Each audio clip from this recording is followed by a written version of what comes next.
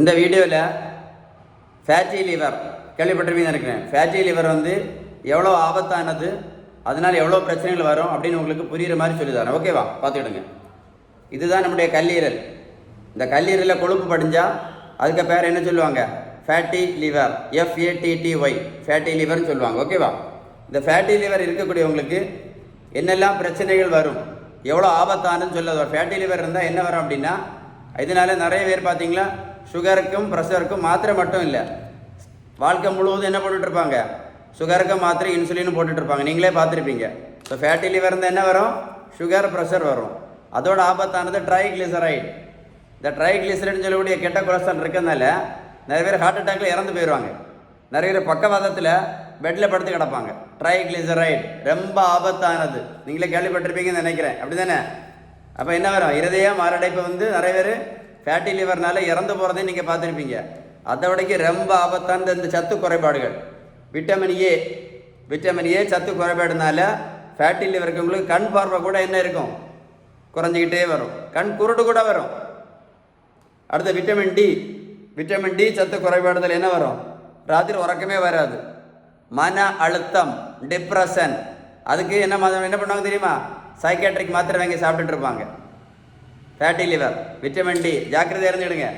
அடுத்து vitamin E குறைபாடு இருந்தால் என்ன பிரச்சனை வரும்? மலட்டுத்தன்மை, குழந்தையின்மை,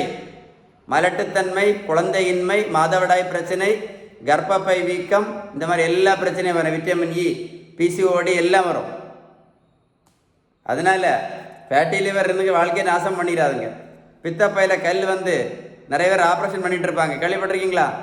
ஃபேட்டி லிவர் அவ்வளோ ஆபத்தானது. அது மட்டும் இல்லை, பித்தப்பையில் கல் ரொம்ப வருஷம் இருந்தால் பித்தப்பையில் கேன்சர் கூட வரும் அப்படின்னு கண்டுபிடிச்சிருக்காங்க. அப்போ ஃபேட்டி லிவர் எவ்வளோ ஆபத்து? ஆண்மை குறைவு. ஃபேட்டி லிவரை சரி பண்ணாமல் ஆண்மை குறைவுக்கு காக்கா லேகியம், குருவி லேகியம் அப்படின்னு வாங்கி சாப்பிட்டுட்டு இருப்பாங்க. அப்புறம் என்னது? அஜீரண கோளாறு. என்ன சாப்பிட்டாலும் ஜீரணம் இருக்காது, ஏன் பக்கம் வந்துக்கிட்டே இருக்கும், கக்கா போகாது, மலச்சிக்கல் பிரச்சனை, இந்த மாதிரி 1000 பிரச்சனைக்கு, அல்சருக்கு மாத்திரை, இப்படி மாத்திரை தின்னுட்டு இருப்பாங்க ஃபேட்டி லிவர் பேஷண்ட்டு. ஏதாவது பிரயோஜனம் இருக்கா? ஒரு பிரயோஜனம் இல்லை. கடைசியில் இது என்னது? படித்து பாருங்கள், என்ன எழுதியிருக்கேன். லிவர் கேன்சர் கூட வரும்னு கண்டுபிடிச்சிருக்காங்க. கல்லீரல் என்ன வரும்? கேன்சர் வரதுக்கு முன்னாடி ஃபேட்டி லிவரை சரி பண்ணுறது ரொம்ப ரொம்ப நல்லது. அதோடக்கு ரொம்ப ஆபத்தானது லிவர் ஃபெயிலியர். பார்த்துருக்கீங்களா? நிறைய பேர் லிவர் ஃபெயிலியரில் இறந்து போகிறாங்க.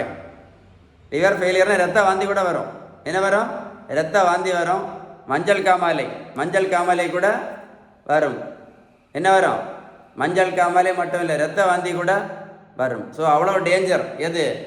Fatty liver. அதனால் பக்கத்து வீட்டில் இருக்கக்கூடிய ஆள் ஃபேட்டி லிவர் ஒன்றும் செய்யாது, எல்லாருக்கும் இருக்குன்னு சொன்னாங்கன்னா நம்பி ஏமாந்துடாதுங்க. சரியா? ஏமாந்துடாதுங்க. மருத்துவத்தில் உள்ள எந்த புத்தகத்தை வேணாலும் படித்து பாருங்க.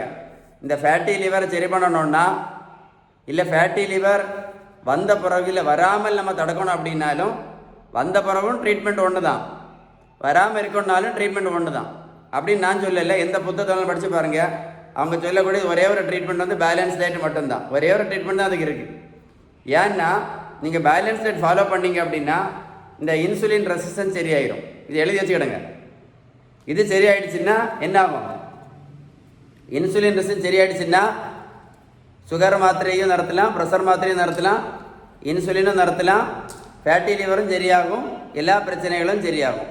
இந்த வீடியோவை நீங்கள் என்ன பண்ணுங்கள்? சேவ் பண்ணி வைங்க. முதல்ல அந்த வேலையை செய்யுங்க, சேவ் பண்ணி வைங்க. இந்த வீடியோவை 2 தடவையோ 3 தடவையோ போட்டு கேளுங்க. அப்போ உங்களுக்கு கரெக்டாக புரியும். உங்களுக்கு எதாவது டீட்டெயில்ஸ் வேணும்னா கால் பண்ணி பேசுங்க, இல்லைன்னா கமெண்ட்ஸில் குட்டுன்னு டைப் பண்ணுங்கள். சரியா? வீடியோ லைக் பண்ணி ஷேர் பண்ணுங்கள். நிறைய பிரயோஜனமே இல்லாத வீடியோஸில் நம்ம ஷேர் பண்ணுறோம். இந்த மாதிரி பிரயோஜனமான வீடியோ ஷேர் பண்ணிங்கன்னா யாருக்காவது போய் பிரயோஜனமாக இருக்கும். ஷேர் பண்ணுங்கள். ஓகேவா? எதாவது தேவை இருந்தால் கால் பண்ணி பேசுங்க. Stay tune.